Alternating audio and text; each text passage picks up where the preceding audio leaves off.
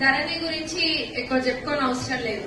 ఎందుకంటే ధరణి వల్ల నేను లాస్ట్ టైం భూభారతి దానిపైన మీటింగ్ అయినప్పుడు కూడా చెప్పిన, ధరణి సమస్య లేని ఊరు లేదు, తండ లేదు.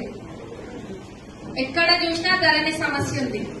మరి ప్రభుత్వాలు ఏదైనా తీసుకొస్తే ప్రజలకు మేలు జరిగేటట్టుగా తీసుకురావాలి గాని మరి ఆ ధరణిని ఎట్లా తీసుకొచ్చిందో దాని ద్వారా జనాలు ఎంత ఇబ్బంది పడ్డారో అన్నది అది మీకే బాగా తెలుసు.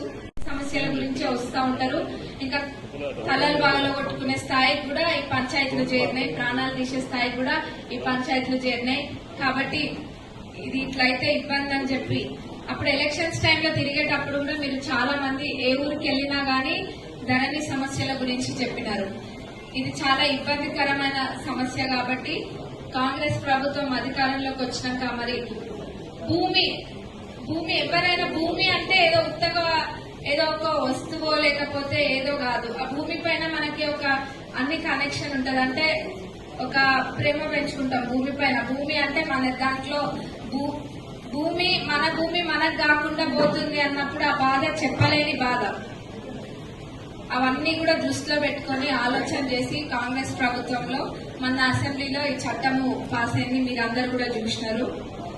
దీని ద్వారా భూభారతి ద్వారా ఏ భూమి సమస్యలున్నా గానీ తప్పకుండా తీర్తాయి. ఇందాక చెప్పినారు, కలెక్టర్ గారు కూడా చెప్పినారు, ఏ విలేజ్ లో ఉన్న వాళ్ళ సమస్య వాళ్ళకే తెలుస్తుంది.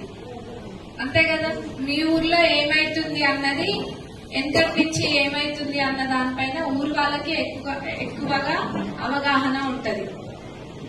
అందుకు ఇప్పుడు ఈ రెవెన్యూ తరఫున కూడా ఏ ఊర్లో ఏవి అవుతుంది అన్నది అబ్జర్వ్ చేయడానికి కూడా ఆఫీసర్స్ ఉంటారు. సులువుగా ఇవన్నీ కూడా జరుగుతాయి.